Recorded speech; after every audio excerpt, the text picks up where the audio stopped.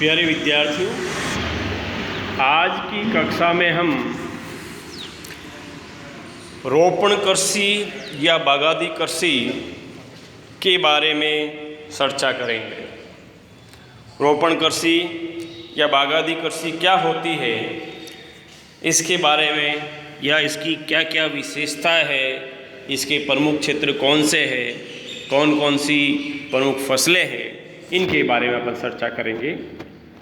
तो बागायती कृषि में देखते हम इस प्रकार की कृषि में विशाल क्षेत्र में किसी एक फसल या उपज विशेष की फसल लगाकर व्यापारिक दृष्टि से पैदा की जाने वाली पद्धति बागायती कृषि या रोपण कृषि कहलाती है। इसमें बड़े बड़े बागानों के रूप में की जाने वाली कृषि है, जिसमें एक बार वृक्षों के बागान लगा दिए जाते हैं और कुछ समय पश्चात से कई वर्षों तक उनसे उत्पादन प्राप्त होता रहता है। यानी कि इस प्रकार की कृषि में एक उपज विशेष को या एक ही प्रकार की फसल को बड़े बड़े एक विशाल क्षेत्र में या बगीचों के रूप में पौधा लगाकर या उसको रोपकर कृषि की जाती है और एक बार उनमें वृक्ष लगाकर या बीज लगाकर कुछ वर्षों तक या कई वर्षों तक उनसे उत्पादन प्राप्त किया जाता है या उत्पादन होता रहता है, तो उसे बागायती कृषि या रोपण कृषि कहते हैं। मुख्य रूप से रोपण का मतलब पौधों को रोपना है या बीजों को रोपना है या वृक्षों को लगाना है। इसी नामकरण के आधार पर इसको बागायती कृषि या रोपण कृषि कहा जाता है। इस प्रकार की कृषि का विकास मुख्य रूप से अगर अब हम देखें तो उष्णकटिबंधीय क्षेत्रों में उपनिवेशवाद के दौरान किया गया था। अर्थात जब दुनिया पर कुछ देशों का आधिपत्य था, कुछ उपनिवेश थे, कुछ बड़े देशों के या जो शक्तिशाली देश थे, तो उन देशों ने उष्णकटिबंधीय क्षेत्रों में इस प्रकार की कृषि का विकास किया और इसका मुख्यतः व्यापार होता है जो शीतोष्ण कटिबंधीय देशों को किया जाता है।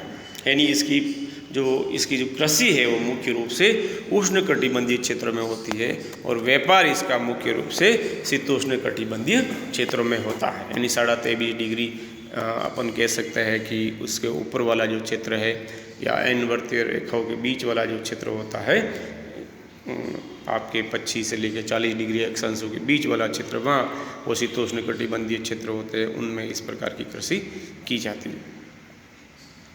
इसमें मुख्य फसलें अपन देखें, केवा, चाय, रबर, केला, कोको, नारियल इत्यादि जो फसलें होती है, इनके बगीचे होते हैं विशाल क्षेत्र में और उनके बीज लगाकर या उनको रोककर इस प्रकार की कृषि की जाती है। ये देखिए आपके सामने जो ये फ़ोटो मैंने इंटरनेट के माध्यम से लिया है, टी प्लांटेशन यानी कि चाय की खेती किस तरीके से या पौधे कैसे होते हैं, किस तरीके से इनके बगीचे होते हैं, और ये देखिए आप महिलाएं जो इसमें किस तरीके से काम कर रही है। टी प्लांटेशन का फ़ोटो है।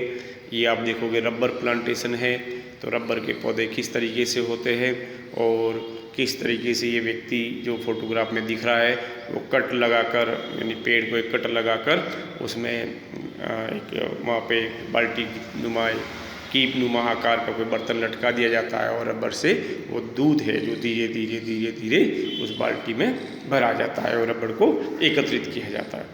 इस तरह से देखिए कॉफ़ी प्लांटेशन का चित्र आपको दिखाई दे रहा है। कॉफ़ी प्लांटेशन कैसे किया जाता है, कितनी दूरी में किया जाता है और कॉफ़ी के बीज कैसे होते हैं और किस तरीके से उन बीजों का एकत्रीकरण किया जा रहा है, वो आपको इस फोटो के माध्यम से आसानी से आपको दिखाई देगा। आगे है बनाना प्लांटेशन यानी केला, जो आजकल जो देखते हैं आजकल आपके घरों में भी या आसपास के खेतों में भी केला की कृषि की जाती है। तो ये केला प्लांटेशन यानी केले के जो बगीचे विशाल भूमि पर लगाए जाते हैं और उनसे अधिक मात्रा में जो किया जाता है, कृषि की जाती है। कोकोनट यानी नारियल के बड़े बड़े पेड़ है और किस तरीके से नारियल आपको इस फोटोग्राफ में दिखाई दे रहे हैं और तो आप इसको आसानी से देख सकते हैं। तो रोपण कृषि का मुख्य जो क्षेत्र होता है, प्रमुख जो क्षेत्र है, वो अगर आप महाद्वीपों के अनुसार देखें तो एशिया महाद्वीप में जो रोपण कृषि मुख्य रूप से दक्षिण एशिया, पूर्वी एशिया व दक्षिणी पूर्वी एशिया के भागों में भारत है, श्रीलंका है, म्यांमार, थाईलैंड, मलेशिया, इंडोनेशिया आदि इन देशों में चाय, कॉफ़ी, रबर, नारियल, केला आदि की कृषि की जाती है। और इन देशों में विश्व का लगभग 70% रबर, 70% चाय, 10% केला, नारियल आदि का उत्पादन होता है। इसी तरह से हम लैटिन अमेरिका महाद्वीप में देखें तो Mexico, Cuba, Jamaica, Puerto Rico, Guatemala, Costa Rica, Brazil, Colombia आदि प्रमुख देश है जो कि रोपण कृषि या बागायती कृषि के उत्पादन करने वाले देश माने जाते हैं। यहाँ विश्व का लगभग 55% केला उत्पादन होता है। इसके साथ ही गन्ना, रबर के उत्पादन में भी ये देश अग्रणी है। तो विश्व का सर्वाधिक कॉफ़ी या केला का जो उत्पादन होता है वो ब्राज़ील में होता है। तो अपन देख सकते हैं ब्राज़ील को केला का देश भी कहा जाता है या कॉफ़ी वाला देश भी कहा जाता है। इसी तरह से देखिए अफ्रीका महाद्वीप में विशेषकर उष्ण कटिबंधीय जहाँ पर जलवायु पाई जाती है, जैसे गिनी तट है, मध्य और पूर्वी अफ्रीका की उच्च भूमि पर केला, चाय, केला, कोको आदि के बगीचे मिलते हैं। और यहाँ पर कीनिया, मालावी, युगांडा, तंजानिया में चाय की कृषि व इथियोपिया, नाइजीरिया, लाइबेरिया, जायरे में रबर की खेती की जाती है। तो आपने देखा कि विश्व में कौन कौन से देश है जहाँ पर ये रोपण कृषि की जाती है। ये आपके सामने जो फोटोग्राफ आपको दिखाई दे रहा है कि आपके क्यूबा है और मेक्सिको की खाड़ी के आसपास वाले जो देश है यानी कैरिबियन सी वाले देश है, वहाँ पर बनाना, शुगर की खेती है। और अफ्रीका महाद्वीप की ये गिनी तट वाला जो क्षेत्र अपन देखे तो यहाँ पर कोका व कॉफ़ी वाला है। इसी तरह से भारत में देखे आप, भारत श्रीलंका में चाय की कृषि की जाती है। और इधर आप देखे हुए ये कोकोनट है, इधर मलेशिया, इंडोनेशिया में रबर की कृषि आपको दिखाई दे रही है। इसी तरह से इस फोटोग्राफ में भी आप देख सकते हैं मानचित्र में दुनिया के किस देश में किस तरह की कृषि, रोपण कृषि की कौन कौन सी फसलें बोई जाती है या उनकी खेती की जाती है। अब हम देखते हैं कि बागायती कृषि की प्रमुख कौन कौन सी विशेषता है। तो इस प्रकार की कृषि वाले क्षेत्रों में वर्ष भर उच्च तापमान यानी उच्च तापमान 30 डिग्री सेंटीग्रेड से अधिक की आवश्यकता रहती है। और औसत वर्षा 200 से 250 सेंटीमीटर की वर्षा की आवश्यकता रहती है। मिट्टी भी उर्वर होनी चाहिए।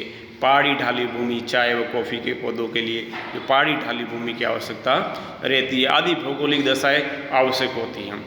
और रोपण कृषि ये कृषि बड़े बड़े और कृषि फॉर्मों पर की जाती है। प्राय बागान 20 से 40 हेक्टेयर तक होते हैं।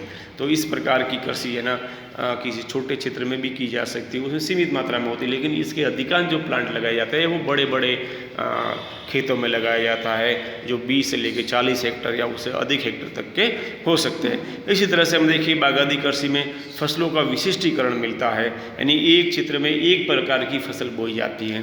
यानी भारत में देखें तो नॉर्थ ईस्ट जो भारत है वहाँ चाय है, और साउथ भारत में अपन देखिए कॉफ़ी व नारियल की कृषि है। इसी तरह ब्राज़ील में देखें तो केला है, मलेशिया में रबर आदि की कृषि की जाती है।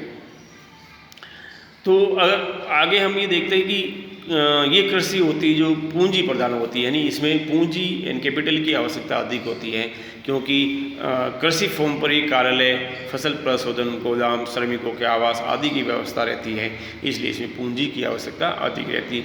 इसके साथ ये श्रम प्रधान भी होती है, क्योंकि इसमें खेतों को तैयार करना, पौधारोपण करना, उर्वरक कीटनाशकों का छिड़काव करना, फसलों की पत्तियों को तोड़ना, चुनाई व उनका साफ सफाई करना जिसको प्रशोधन कहते हैं, फिर उनको वापस पैकिंग करना आदि कार्यों में श्रमिकों की अधिक आवश्यकता होती है। इसलिए ये कृषि पूंजी प्रधान व श्रम प्रधान दोनों ही है।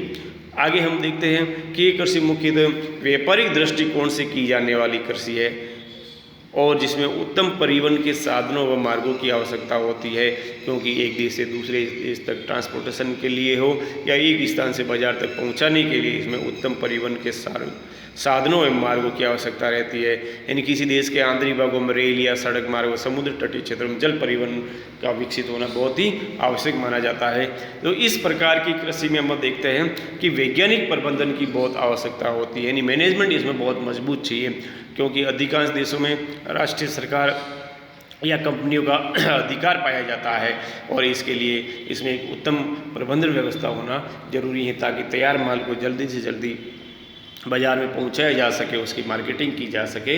और तो इस तरह से अपन देखते हैं कि रोपण, आज की कक्षा में अपने चर्चा की कि रोपण कृषि क्या होती है और इसके प्रमुख क्षेत्र कौन कौन से, इसमें कौन कौन सी प्रमुख फसलें होती है और कौन कौन सी इसकी विशेषता है आदि के बारे में पढ़ा। तो विद्यार्थियों, अधिक से अधिक आप वीडियो को देखें, समझें, और कोई समस्या हो तो वापस हमें व्हाट्सएप ग्रुप के माध्यम से संपर्क करें। और धन्यवाद।